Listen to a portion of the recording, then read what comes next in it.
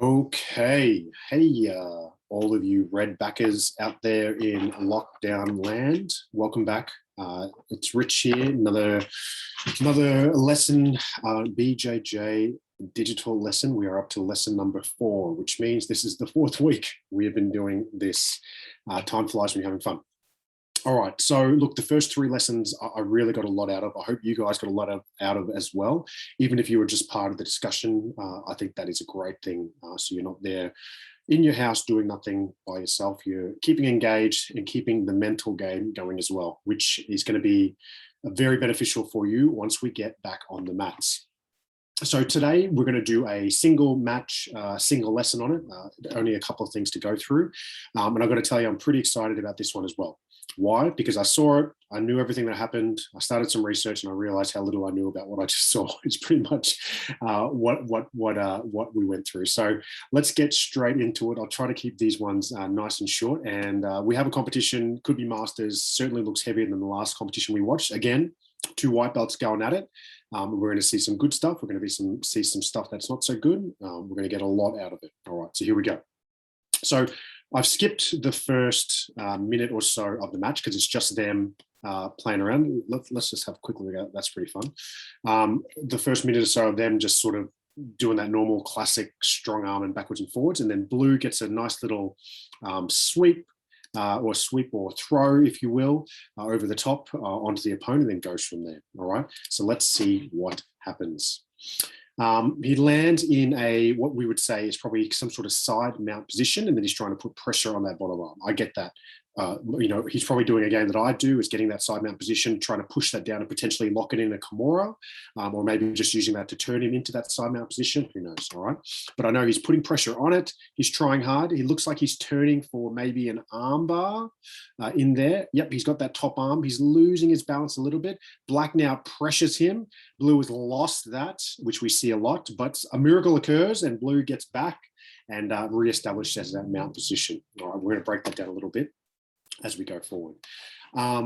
Okay, now that we see he's established a side mount again, he's now secured what looks like that top shoulder, and then he's going to change the weight, get into that, let's call that near side arm bar from the side mount position, pull the arm free, and then get that arm bar there. All right. Nice, sweet, pretty straightforward stuff. Nothing too technical about that, or so we thought. All right. Now, the game that we just saw of what was just on display there is my game 101. All right. And I can't emphasize enough how that is literally the game that I play. It's exactly what I do. All right. I get on top, I move into that side mount position, I get the shoulder, and I go for that near side arm bar. That submission, of all the submissions that I've done in the entire time that I've rolled, it's all about me, but just a personal take on this. That single submission probably is 3 to 1 with regards to all the other submissions combined. That is my go-to technique that I do. So much so that I try not to do it anymore. All right, I'll do it on someone just to see if I can do it, and then I won't do it on that person ever again because I know I can do it. I want to practice things I'm not good at now. Right, that's where I'm at. So I wanted to deep dive this thing that that I know so much about, but not base what I'm going to present on anything that I can bring to the table. I want it to be based off things that I can find because I want this information to be new. And what has occurred is I'm about to present you a whole bunch of stuff, not from me, from what I picked up looking at this topic. And where we're going to end this story is where we ended for the last 3 lessons, right? There's so much that has come out that I'm going to take away from this that I'm so glad I did it. So hopefully you enjoy it, and we're going to go from there. So the focus that we're going to start this lesson in is going to be the side mount. All right. So the side mount was in the position that you saw before. It is a mount, except your opponent turns to the side, and then he modified slightly, maybe not so well. We'll come back to that. He modified his mount position to reestablish what we call a side mount position. Now, this video here is a great little introduction to the side mount. In this video, he talks about not only the side mount, but he talks about its other names. This is where we get confused, all right? If you start to search the internet for side mount techniques, you'll get a couple other names for it. It's also called the technical mount. And it's also called the modified mount. If you want to study the breadth of stuff that's out there, you need to search all three because everyone calls it something different. So side mount, I'll refer to it as a side mount, but technical mount and modified mount, I might even roll into those as well. So this guy, what he starts with is explaining the difference between the side mount and side control. He blames Joe Rogan, right, for confusing the world, because I think he says once Joe Rogan during a UFC match, when someone had side control, called it side mount, which confused everyone.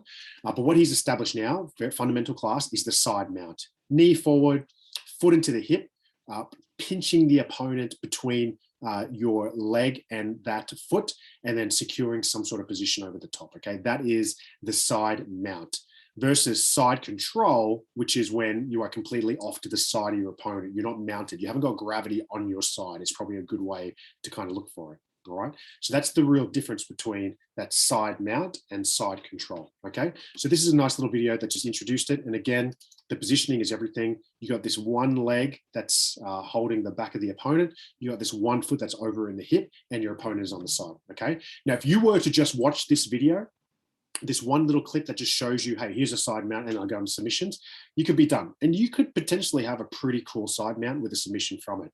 But what the one thing I learned from going through all this is there's so much more to it, all right? So what I got out of this clip, one of the first clips, and normally the clips I show you, they chronologically are kind of what I found, right, as I get deeper into the game. This was the first one, so okay, cool, introduction, difference between the two, important to know. But what I'm going to realize is as we go through this, there's so much more to cover that this guy did not, for various reasons. I'm not saying he's terrible at it, but I'm just saying there is a whole bunch of other stuff. All right. So why would you use a side mount position? Why would you use a technical mount? Pretty much the same thing. This is a really good video also that explains just a bit more of the technicalities of it.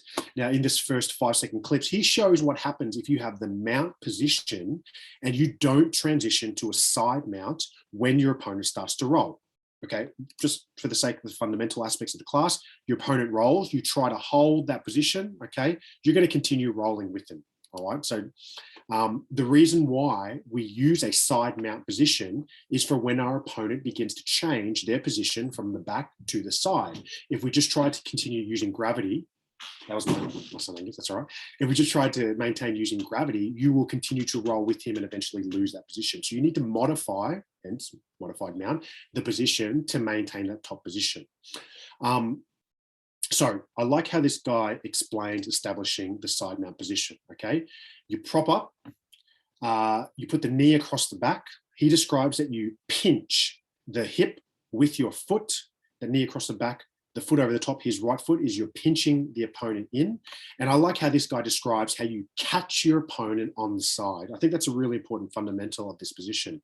You're not just sitting on your opponent's side, you're holding, you imagine you're holding him like a bookend on each side and holding your opponent onto that side position. He's gone something else now. I'll go to that in a minute. So let's just rewind, because I thought this was quite profound, just how he explained the simplicity of it. You're not in a mounted position here. You're not in back control, all right? So you're in mount. If he rolls all the way over, you're in back control. The side mount is somewhere in between, okay? But what's important to me is that says to me that it is a position in of itself. It's not a transitional position. It's not something that happens in between the two. It is arguably as important of a position as mount and as back control. This is the side mount, the modified mount, the technical mount, all right? What I like, he talks about this little drill that he's about to do. So we'll show, he calls it the bulldozer drill, and I'm always trying to capture these drills and whatnot. So he's established that side control, side mount position. The opponent rolls, he transitions to a back position, no hooks in, it's just a back mount position as opposed to back control. Now opponent rolls back and then he reestablishes side control. Opponent keeps rolling, he reestablishes mount, sorry, not side mount, and then mount, and then goes to side mount the other way. So the drill in itself, the way he describes it, is just your opponent rolling from one end to the other. And you're just practicing going from mount, side mount, back mount, other side mount, mount, mount, side mount. And I really like the concept. I've never tried that drill. I could probably do it. but I probably need to do it. And the reason why I say that is because it's just one of those great exercises in practicing that position. And I think what that's going to teach you is how to float on top. Now, floating on top is something that we're going to talk about a little later on. But I really like that video. I really like the bulldozer drill, and I think it's something that everyone can utilize. Okay, now this is one of the longer instructionals on it, 20 minutes, a couple of 20-minute videos in this one. And I really like some of the stuff that this guy talks about. First thing that he talks about is using the pressure on the arm to force the turn. So before, in the video before, we spoke about if your opponent rolls and if you do nothing, then you're gone. So you need to establish that side mount position. This one is you may want to establish the side mount position, so you're going to make your opponent move. All right, and this is my game 101, right? And I'm sure a lot of people do it as well. So what he does, and you can see he's starting to set it up here, is he starts to put the pressure on that arm to make the opponent move to the side. Now he shows that if the opponent moves and you don't change your position, you're going to lose that mount position. Similar to the previous video with regards to if your opponent moves, you don't move, you're going to lose it. But what he does now is he'll show you how he can pressure that arm down and then establish that side mount position.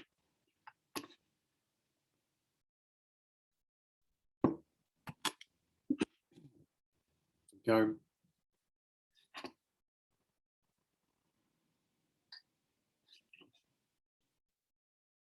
Here we go.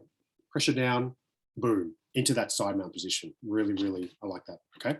Couple of points. And he goes into this, and I'll just let him go just to watch while he's doing the technique. So he brings up 4 really, really good points. The first one is that when you're doing this position, it is not about flexibility. So he makes a comment about some people think establishing that side mount is about flexibility. I've never heard that before, but I could see, some people think some things, but it's definitely not about flexibility. It's actually about you facing the same way that your opponent faces when they face that way. I think that's a really clever way to kind of remember what you need to do. And you can kind of see it when he establishes it. Let me just rewind here. When he establishes a position, let's just go touch back, putting that pressure, opponent faces, boom. And he faces the same way that his opponent is facing. I really like that. And I think that if you're struggling with which way do I side mount, what do I need to do, which way is your opponent facing, face the same way, boom, you'll move into that side mount position. I really like that as a concept. I think it's quite clever.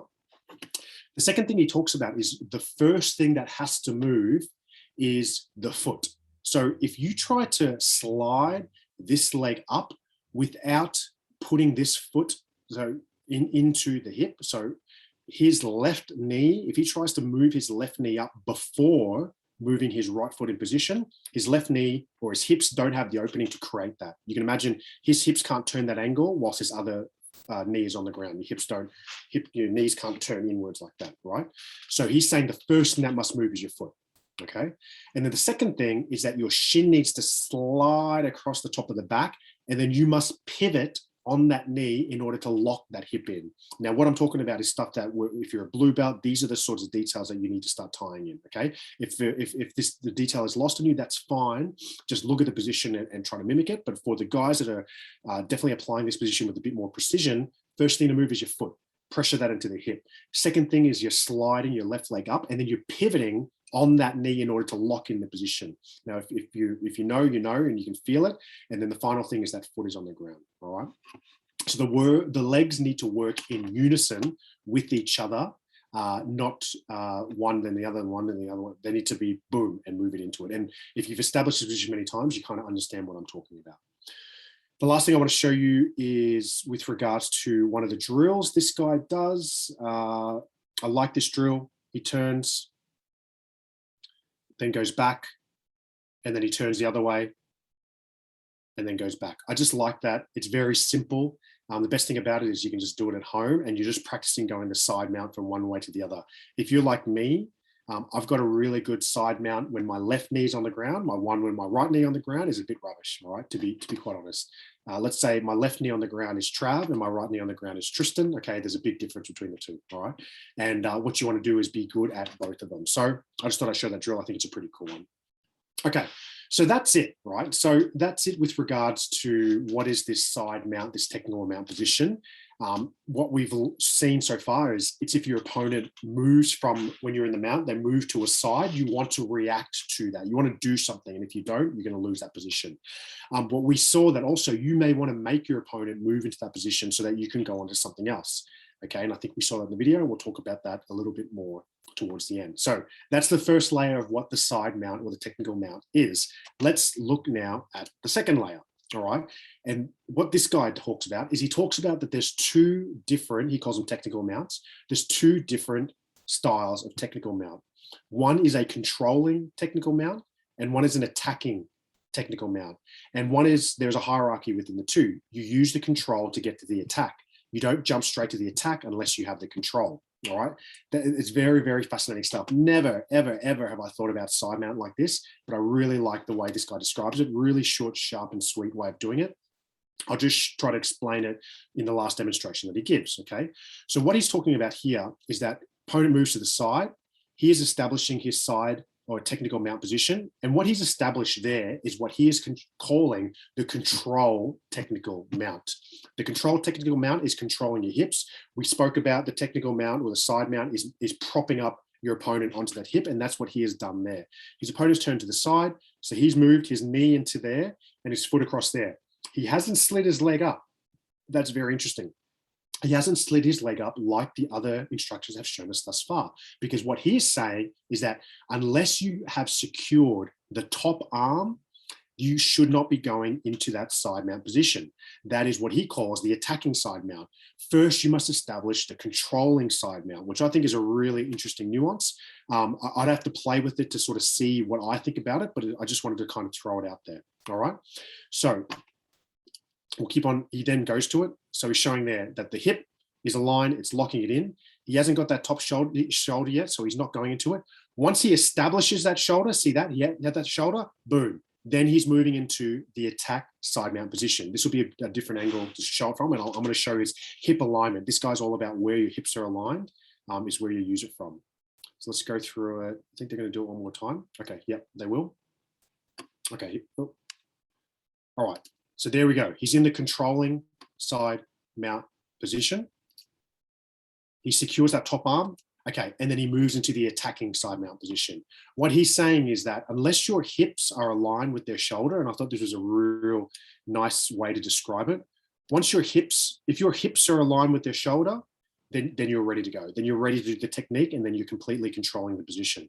But when his hips were down here, you can't do the submission. So for transitioning to a submission, he's got a difference between the controlling side mount and the attacking side mount, which I thought, that might have been really boring to you, but I thought that was a really cool nuance that I just wanted to focus on just for a split second. Okay. And then this video, all right, this video I didn't really like too much. I got this the irony is gonna blow you away. I've got this thing. I hate purple belts that make videos. All right, the irony is there, right? But what I liked about this guy's video is he's getting the side mount not from pushing, but from pulling the opponent into it. So I don't know if there's much in this. I'll have to ask the experts maybe when we talk about this, or try myself. But you can see this guy, he pulls the arm up and then eventually gets into that side mount position. I'm not sold on it yet.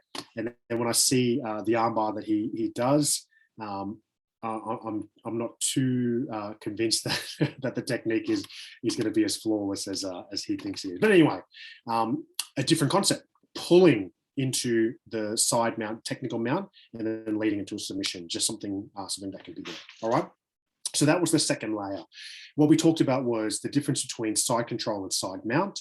Then we spoke about the fundamentals of side mount. And the second layer was a bit more technical with regards to the different types of the side mount, the control one versus the attack one, and some of the nuances with how to get them there. This guy's showing you a pull-up version that can go into just pushing and putting the pressure onwards. So that's the kind of next thing I wanted to talk about with regards to the side mount, okay? The final thing before we go back to the video is I stumbled across a couple of just the absolute legends of BJJ talking about the side mount. And here's the interesting thing. They weren't talking about side mount to submit. They weren't talking about side mount to get the back. All right, and that's the couple of things that sort of came backwards and forwards. That side mount was always leading to a submission. That's for the vast majority of what I showed you so far. Side mount always led to the back. We'll go into some of that in a minute. But with these next to talk about is side mount in order to get back to the mount, which I thought is really, really interesting, because I always thought side mount submission time, but what we see now is side mount to reestablish a higher or a high mount, or a better mount, if you will, and then you continue on your game. So the first one is from Roger Gracie.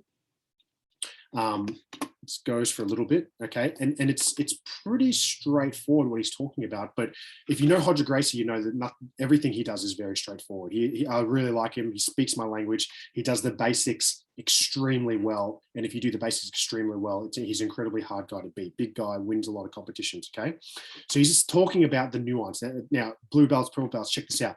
The nuance of the angle of your leg. If your leg is being pushed, what you want to do. He says first they're going to push your knee until their arm is straight. They'll have no more ability to push.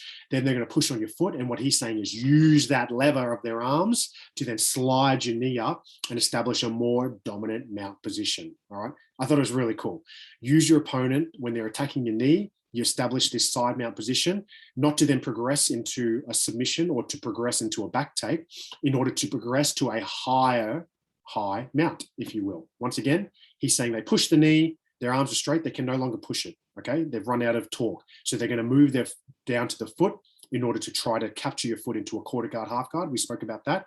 Pull it up, create it, create the gap, and then establish a high mount position. That would be it. This whole video is being mounted by Roger Gracie for 14 minutes. It'd be a horrible video to help shoot. But again, the point I wanted to get across here was side mount or technical mount, not just leading to submissions, not just leading to back control, leading to bettering your mount. All right. And then we have another great, Damian Meyer, who talks about the exact same thing that Roger Gracie is. He's talking about that one of the classic ways to escape mount is to push the leg in to get that quarter guard. And he's saying, and this is a nuance, I just don't want to get lost, a little bit like Hodger, but Damian Meyer is all about when they're pushing and using energy, you must redirect that energy and do something else with it. Well, what he's saying in this video is redirect the push of their knee. Instead of pushing your leg down, lift your leg up until their legs are straight and establish this side mount position, okay? From there, he does exactly the same as what Roger Gracie does. They run out of levers to enable to push on it. And then what you want to do is lift up that arm and then re-establish that high mount position. We'll do it in a minute.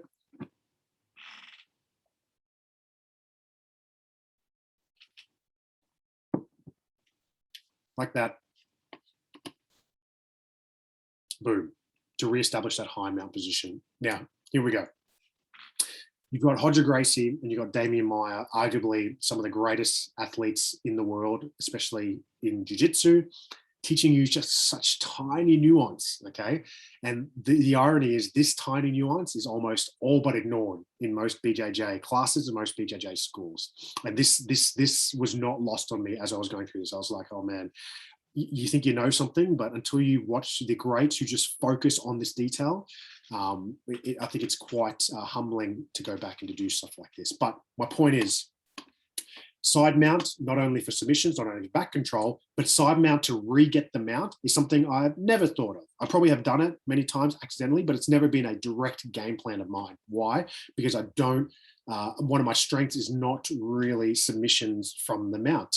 But as I said before, I need to start working on those strengths. So perhaps I'm going to start using side mount to get to that position. All right, let's go back to old homeboys here with regards to what happens now. So I will get this video all primed up. Okay, so I'm going to talk about what goes wrong. Now that we've studied some of the side mount stuff, what goes wrong, what goes well with regards to what is happening here. So our opponent sweeps, he establishes the position, and then he establishes what I called at the very start of this side mount, which I would have called side mount before. But what we can see after going through some of the detail of the side mount, now we went through the technical mount, we went through the side mount, we went through the modified mount, and we talked through all the different types of way that they are taught. Every single way didn't look like what we're seeing here, because what we're seeing here is someone who is not transitioned to side mount, someone who has sat on top of their opponent who was turned onto their side, just like a normal mount. Exactly what side mount is designed to do. It's to move you so that you stay on top of your opponent when they move onto the side, but he hasn't, okay?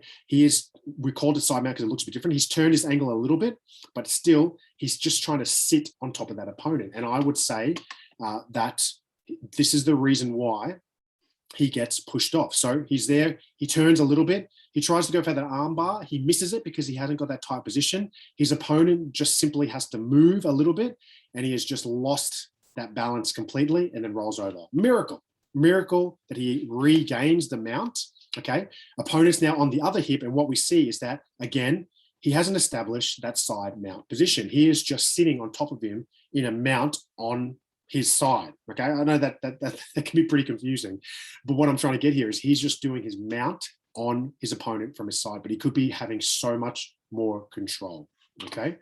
So eventually he holds his balance long enough.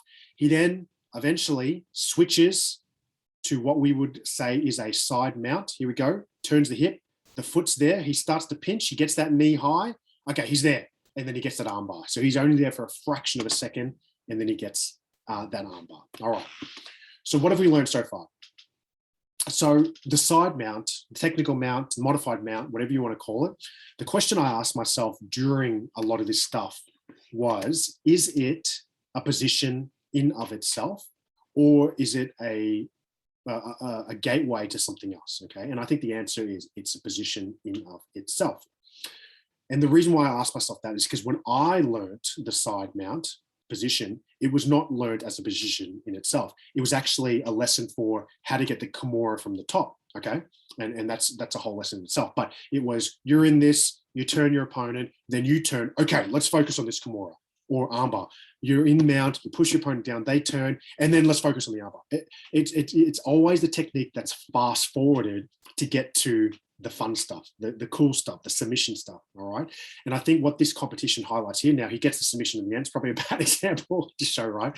But what it highlighted here was that he almost didn't get that very, very simple submission because his side mount was not there. So it is a technique in itself, and it's not a move, all right? But it is something that needs to be its own technique, okay?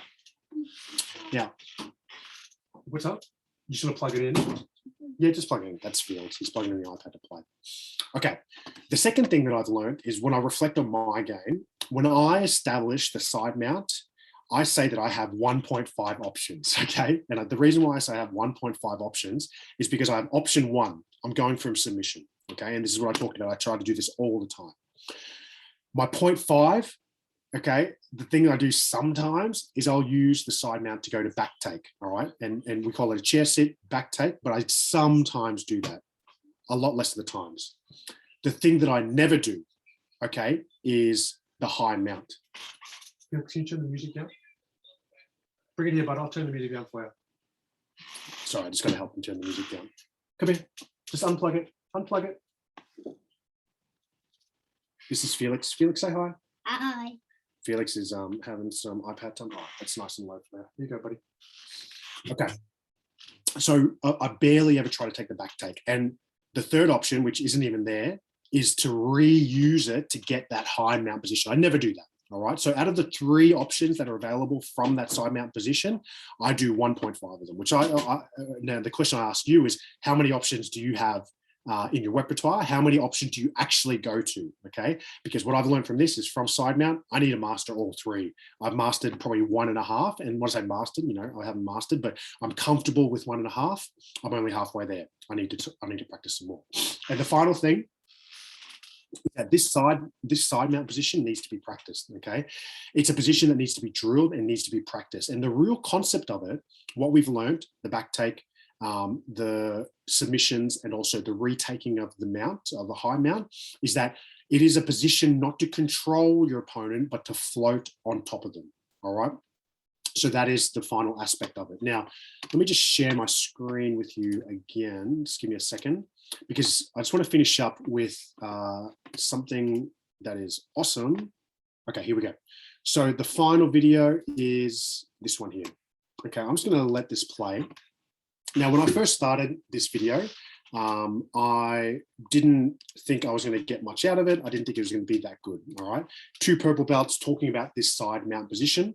But what I'm going to say to you is that it's a really good video. It's a really good video. It's very philosophical about the side mount, but there's a lot of nuggets you can get out of it. There's one video you watch, I would say it's this one, because they don't fast forward to the submissions. They don't care about the submission. It's just focused on how to maintain that mount position. All right, but I'll go through some of the detail. So it's part of a series that they're doing on the mount. And the first point that they talk about is that when you're moving on top of a person, this is what this side mount is about, as opposed to just sitting on top of them and using your weight to pin them, all right?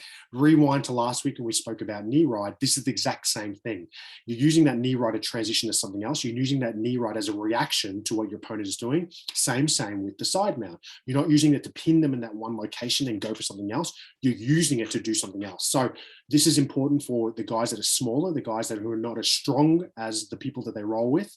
You have an option here to gain strength against them by floating on top of your opponent. This has been a theme that's reoccurring over the last couple of weeks. Second point is that it's a counter to a good hip escape. So we all do hip escapes. So the first thing you do when someone's got you in the mount is you try to hip escape, rightio, and it's a counter on that. It's a counter to your opponent turning on their side and starting to frame against your hip. All right, you go into the side mount, you counter it straight away. All right, now it's good top control, but it's not restricting your opponent. That's what we spoke about before. Okay, this is something that I really enjoy. I'm just going to pause it here so I can use them as an example.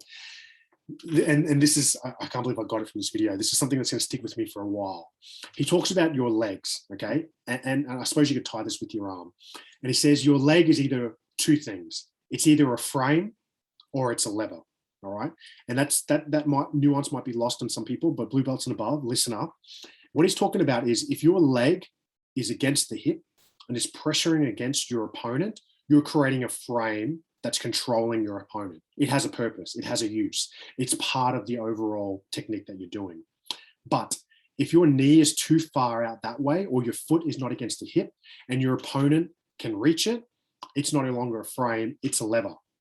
Fascinating, okay? It can't be in between. I love this binary aspect of it. It's either advancing your position or it's advancing your opponent's position. So you need to tie that up so that it is a frame, it's not a lever. It can be that leg, can be the back leg, can be both your arms at the same time. I love that as a mindset. That's probably the greatest thing I'm going to take away from this lesson is it a frame or is it a lever? Is it advancing your position or is it advancing your opponent's position? Because what that's doing is it's changing this position. Now think about that very first video we watched where he just slid into it. Every aspect of that slide needs to have a purpose. It needs to be in exactly the right place. And you need to know exactly what that leg is doing, what that foot is doing, what pressure to be applied and where. That is where we're talking about really tight and neat jiu-jitsu games. Bit of a tangent, but I just loved it. Okay, you're trying to box your opponent's hip in. That's what we spoke about. I like the concept of using your foot and your hip as a bookend and trying to keep that book up nice upright. That's their hip. You're trying to keep them nice and up, and it's a reactionary movement. Okay, you're waiting for your opponent to do something and then you're moving to it. You can force your opponent, but technically it's reactionary. You push their arm down, they roll into their arm, and then you get that side mount position. And you should be able to go to it and go back from it very quickly and very easily. All right, those are 9 points that this guy brought up in the aspects of this video that I watched. I really, really like it. And I really, really like it because what these 2 guys are doing is they're explaining the technical mount, the side mount, in a very patient manner. Okay, think John Will manner. All right, they're explaining it extremely slowly, with extreme patience, and they're not fast forwarding to submission. I've taught side mount many, many, many times in classes. It's never been about the side mount. It's always been about the submission. What I really like is this is making me go backwards and just refocus on the foundations aspects of it, focus on the movements before the move itself. All right, really, really like that. It's stretching out, it's taking the time. Okay, so if there's one video you can watch, make it this one. All right, let's finish this bad boy up. Sorry, a bit longer than normal. So we see that our opponent gets that side mount, arms up, changes the weight, gets that arm bar, pulls, eventually breaks the grip, secures that arm bar. Near side arm bar from a side mount position. That is my game 101. All right. What I'm not going to do is I'm not going to focus on that aspect of it because I want to have that discipline, right? In a class, I would just focus on the armbar part because it's the cool stuff. It's the sexy stuff. I'm not going to talk about it. I'm going to play this video and you can find out how to do it from so many different people on the internet. Because it's a pretty simple technique once you establish a foundation. But while this is playing, let me sum up. All right. So there is lots on there with regards to the internet. Sorry, I lost my train of thought. There's lots on the internet with regards to the submissions from the side mount position. There's lots on the internet with regards to how to escape the side mount position. There's not much on the internet just about the side mount. I probably showed you everything that there is to show: side mount, technical mount, modified mount, because people either want to escape it or people want to use it for a submission, but they don't really want to focus it on too much. So hopefully this provided a bit of insight with regards to how you can utilize the position to better your BJJ game. Like every week, I learned an absolute stack about the topic, and this one being the side mount. The position that I thought I'm great at, the position that I would say, if I had to write down what's your strength, I'd be like submission side mount, baby. That's what I do all day. But I just can't wait to practice it now because I'm going to tighten that game up so much. And I'm going to focus, as I said, not on just getting submissions from it, but taking the back from it, all right, the chair sit from it, which is a lesson I learned from Tristan, radio, and also getting it back to the high mount and then focusing on my high mount submission game as well. So really being comfortable with this position and being that guy that floats on their opponent as they move. That's what I want to do. Okay. It's a simple technique, but again, everywhere that you go, people fast forward through this simple aspect of it and they go straight to the submission. Don't. Drill it, drill it, drill it, and drill it. All right. Be the person that floats on top. Be the person that masters the foundations and the fundamentals, and the submissions will come. And, you know, I can tell you with an arm bar, once you get to the arm bar position, the easiest thing in the world to do is to put on an arm bar. The hardest part of the arm bar is getting into the position where you can arm bar someone. It's all about the side mount and all about all those other things that we spoke about. Okay, so that's it. I hope you enjoyed this session on the side mount. I really, really, really enjoyed it. I really got a lot out of it. I really enjoyed doing these lessons, and I look forward to engaging with all y'all about the side mount and hearing what you got to say about it too. All right, that's it. Thanks, everyone. Bye-bye.